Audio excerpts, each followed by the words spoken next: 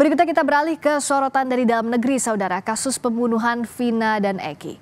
Ibtu Rudiana, ayah Eki, jadi sosok yang paling dicari kemunculannya, khususnya saat Peggy Setiawan bebas dari jeratan status tersangka. Keluarga Vina kini mendesak ayah Eki muncul ke publik dan ikut menuntaskan kasus pembunuhan yang telah berlangsung sejak 2016. Keluarga Vina mendesak Ibtu Rudiana muncul ke publik untuk mengungkap secara jujur kasus pembunuhan Vina dan Eki. Kakak Vina mendesak Rudiana muncul karena sudah ada kasus salah tangkap dalam pembunuhan Vina. Karena memang dari awal itu kami menyerahkan semuanya itu ke Pak Rudiana. Semua kasus ini diserahkan ke Pak Rudiana. Ya, memberikan penjelasan lah bahwa ini kan isunya salah tangkap semua nih gitu kan. Ya harusnya sedikitnya dia muncul. Mantan Kabar Eskrim Polri Susno Duaji menilai peran Ibtu Rudiana penting dalam pengungkapan kasus pembunuhan Vina dan Eki. Susno menyebut Rudiana harus diperiksa kesaksiannya. Saksi Rudiana harus betul-betul diperiksa, tapi jangan dengan kekerasan. Dari mana dia tahu nama-nama itu? Karena saya udah baca berita acara Rudiana. Rudiana menyebutkan nama-nama itu 1, 2, 3, 4, sampai 11. Termasuk 3 DPO. Oh, dari AEP. AEP-nya dari mana? Makanya AEP harus dicari. Dan Pengamat Kepolisian ISES Bambang Rukminto menilai ada kesan janggal dari minimnya kemunculan sosok Rudiana sepanjang kasus ini kembali dibuka. Jadi saya rasa Ibtu Rudiana masih ada di Cirebon dan bertugas. Hanya saja ketika dia tidak muncul di publik, ini memang tetap akan menjadi tanda tanya gitu loh. Mengapa dia tidak memberikan kesaksian-kesaksian yang seperti diharapkan masyarakat seperti itu. Sebagai penyelidik tentu dia juga harus membantu kepolisian untuk mengklirkan masalah ini gitu. Makanya dalam waktu dekat seharusnya kepolisian juga harus meminta keterangan Ibtu Rudiana dan kemudian kepolisian juga menyampaikan ke masyarakat terkait dengan keberadaan Ibtu Rudiana ini. Seperti Anda sendiri? Saat kasus pembunuhan Vina dan Eki 2016 silam, Ibtu Rudiana yang saat itu bukan bagian dari Reskrim Polres Cirebon ikut terlibat menangani. Keterlibatan Rudiana terungkap dari putusan pengadilan. Tim Liputan, Kompas TV.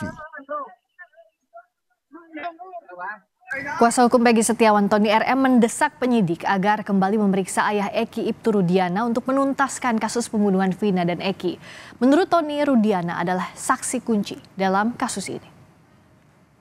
Ibtu Rudiana itu saksi kunci, ya. Jadi Ibtu Rudiana ini, ya Bu, yang pada saat diamankan pelaku itu kan oleh Rudiana, ya, itu tertuang di dalam baik di dalam BAP maupun di dalam 3 putusan pengadilan atas nama 8 terpidana. Mengakui dalam kesaksiannya itu ialah yang mengamankan, ialah yang mengintegrasi. Maka di posisi Pak Rudiana sebagai terlapor yang dilaporkan oleh terpidana, maka penyidik Bareskrim Polri yang menerima.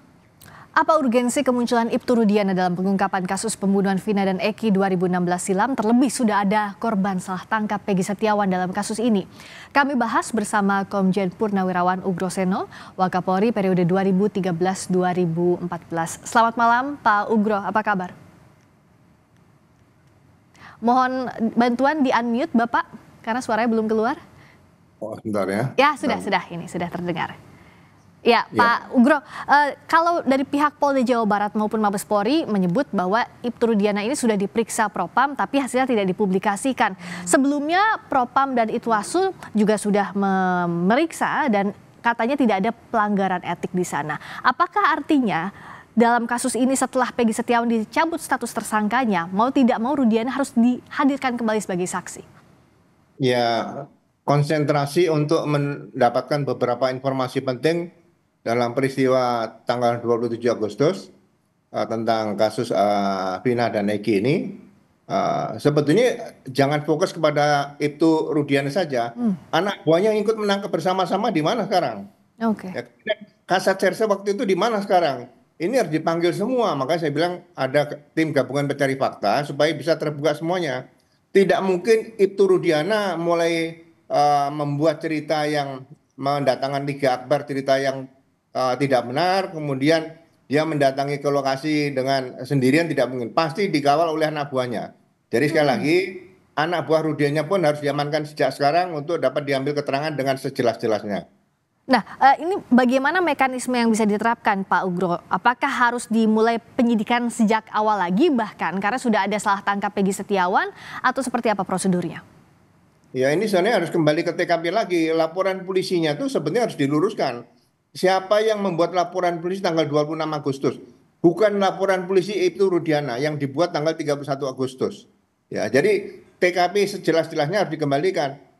Apabila kita tetap berangkat dari kejadian tanggal 31 Agustus, berarti nanti akan benturan itu dengan kalau memang akan diperkas selanjutnya. Jadi sekali lagi kembali ke TKP, siapa yang mendatangi TKP pertama kali, itu orang yang harus membuat laporan polisi dulu.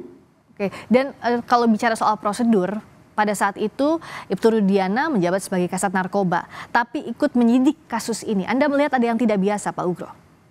Ya kalau mau dilibatkan biasanya kalau kasus yang menarik perhatian publik dan sebagainya, ada menyangkut jiwa yang meninggal dunia, bisa dibentuk tim, dilibatkan juga nggak ada masalah. Tapi harus ada surat perintah penyidikan. Sejak ada laporan polisi, seperindiknya itu yang membuat siapa, ini harus jelas itu. Jadi yang terlibat siapa di situ harus jelas. Karena ini kasus pasti suatu saat akan mendapat pertanyaan dari beberapa pihak kalau kasus ini tidak terungkap atau terungkapnya seperti sekarang ini, jadi ada salah tangkap dan sebagainya.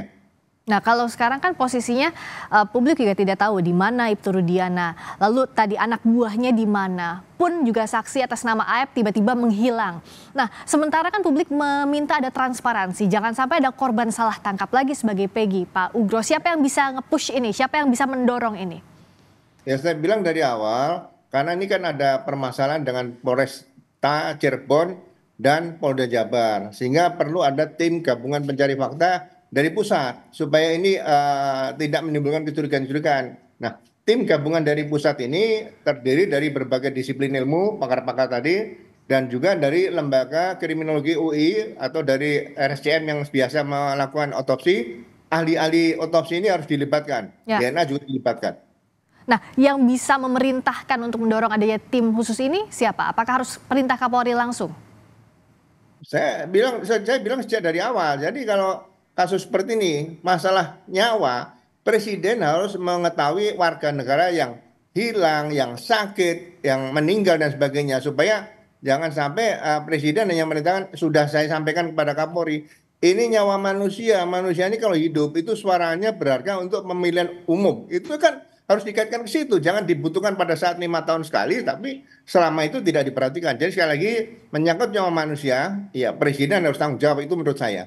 Dan Kompolnas akan memeriksa Ibtu Rudiana. Kalau Kompolnas nanti sudah memeriksa, urutan berikutnya seperti apa? Karena kan sepertinya kalau kita lihat dalam proses yang berlangsung saat ini, Pak Ugro Seno, penyidik melakukan penyidikan kasus ini. Tapi Kompolnas ini hanya bisa memantau. Nah, tapi kalau sudah ada kasus salah tangkap, juga ada pertanyaan publik soal saksi, termasuk Ibtu Rudiana, ada sesuatu yang harus disidik lebih lanjut lagi. Seperti apa Kompolnas bisa mendorong agar ada penyelidikan, bahkan penyidikan sejak awal? Jadi kalau dibentuk pos komando pengendalian masalah kasus terbunuhnya atau pembunuhan Eki dan Vina di Cirebon, dibentuk pos komandonya di Cirebon. Siapapun nanti bisa datang ke situ, ya Presiden, mau wakil Presiden, mau ketua DPR, ketua MPR, bisa datang ke situ.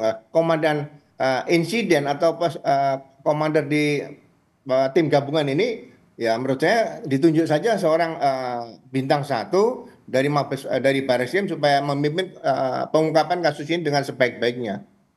Termasuk kalau misalnya ada pelanggaran prosedur atau bahkan pelanggaran berat dari penyidikan awal kasus ini, artinya sanksi berat itu bisa dikenakan bahkan pidana kepada pihak-pihak yang terlibat.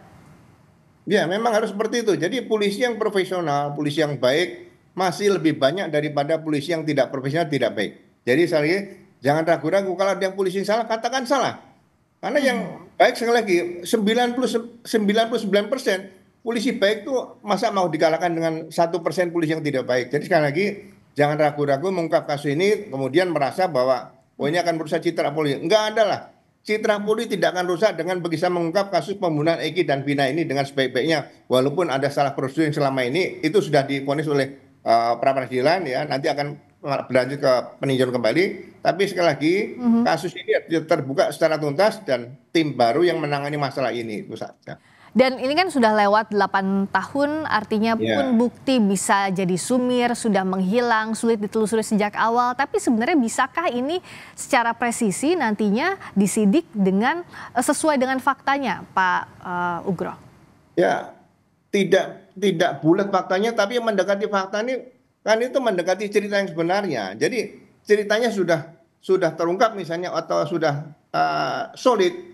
Nah, pelaku kalau misalnya mau dicari, tinggal carikan kira-kira alat bukti apa yang bisa berkaitan dengan pelaku. Jadi ahli-ahli yang berkaitan dengan alat bukti ini kan misalnya sudah jelas keterangan saksi, keterangan ahli, ditambah dengan surat petunjuk dan keterangan terdakwa. Jadi keterangan saksi mungkin bisa saksi yang baru lagi juga masih ada. Keterangan ahli juga mungkin siapa tahu di sepeda motor ada darah, di baju masih ada darah juga belum ditemukan. Ya, membutuhkan ahli-ahli yang lebih banyak dari disiplin ilmu daripada ahli-ahli yang biasa kita gunakan, seperti itu. Artinya kan ada tantangan yang akan dihadapi kalaupun dibentuk tim baru untuk penyelidikan, bahkan penyidikan ulang.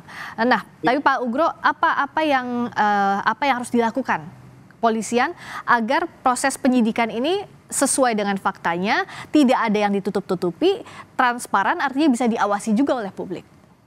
Iya, maksud saya kerja tim ini misalnya jangan diminta laporan harian untuk kepentingan media, ya. Biar mereka bekerja, mungkin ada laporan mingguan, laporan kemajuan, silakan nanti disampaikan ke media, nggak ada masalah. Jadi sekali lagi, jangan sampai media ketergantungan kepada tim ini untuk bisa mengisi berita di media setiap hari. Menurut saya, kalau seperti itu sudah cukup lama ya. Saya rasa serahkan sepenuhnya pada tim gabungan pencari fakta untuk melaporkan peristiwa sambil bekerja, ya kita doakan mudah-mudahan terungkap, itu aja. Ya, artinya kesulitannya juga kan tinggi.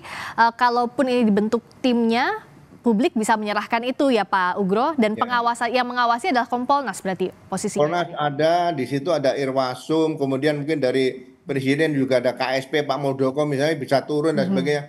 Gak ada masalah, tapi di posko di situ bisa dijelaskan oleh komandan timnya yang sudah terpilih tadi. Ya, karena tantangan semakin berat, tim khusus ini juga diharapkan segera dibentuk untuk mengungkap terangnya kasus pembunuhan Vina dan Eki yang sudah 8 tahun berlalu. Terima kasih Pak Ugro, Komjen Purnawirawan Ugro Seno, Wakapolri periode 2013-2014. Selamat malam.